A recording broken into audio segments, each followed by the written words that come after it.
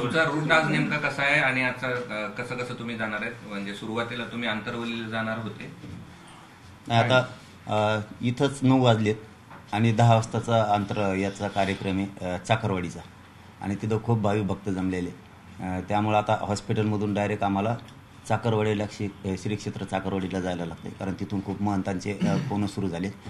त्यामुळं आम्हाला उठायला उशीर झाला. रात्री बी तब्येत थोडी खराब असल्यामुळं उठायलाच उशीर झाला होता. त्यामुळं आता आम्ही धडक संभाजीनगर ते चाकरवाडी जाणार आहे लगेच.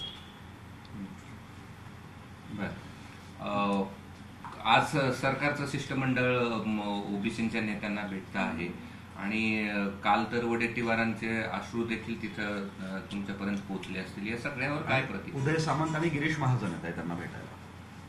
नाही मग आता हे बघा त्याच्यावर काय बोलला होता ते तर येणारच. समजा आंदोलन म्हणल्याच्या नंतर आंदोलनाचं काम आहे करणं, आंदोलन त्यांचं येणं, पण दोघांची सारखीच फजिती आहे म्हणा, ध्यानात राहून दे.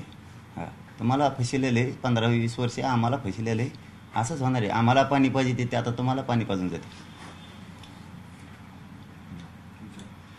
पाटील साहेब, अशी एक चर्चा आहे की तुम्हाला विनंती करण्यात आली आहे की तिथे ते आंदोलन सुरू आहे तर आंतरवालीचा रूट टाळा किंवा तिथे थांबू नका, असं काही झालंय? नाही अजिबात. मी असलं की लगेच तुम्हाला पुढचं काय लय बोलून दाखवायची गरज नाही मला. नाही तसं काहीच नाही. पण आम्हालाच उशीर झाला. आंतरवाली जायला कसं कोण विनंती करणार आहे जाऊ नका म्हणून? ते कसं म्हणणार आहेत? किंवा दुसऱ्या गावचे थोडेच म्हणणार आहेत इकडं जाऊ नका. त्याचा काय संबंध? आम्हालाच उशीर झाला इथं, कारण आम्ही इथं खरं तर आपलं 7ला सोडायची ठरली होती ही जागा. इथंच 9 वाजलेत आता जागा, आणि इथून जायला 3 घंटे लागतात चाकरवाडीला.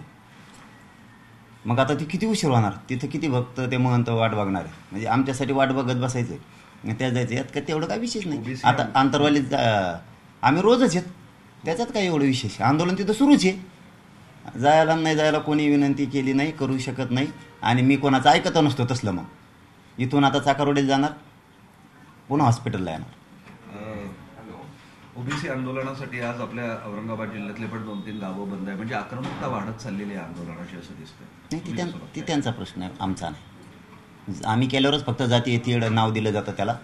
त्यांनी केलं की शांतता असते, एवढाच फरक आहे फक्त. शेवटी सरकार पुरस्कृत असल्यावर तसंच असतं. मराठ्यावर अन्यायच होणार कधी पण.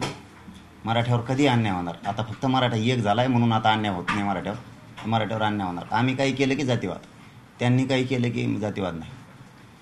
चलो, आपल्याला उशीर व्हायला लागला आहे. आपल्याला इथून चाकरवाडीत जायचं आहे, चाकरवाडीतून पुन्हा हॉस्पिटलला यायचं आहे. चलो बॉस, धन्यवाद दादा.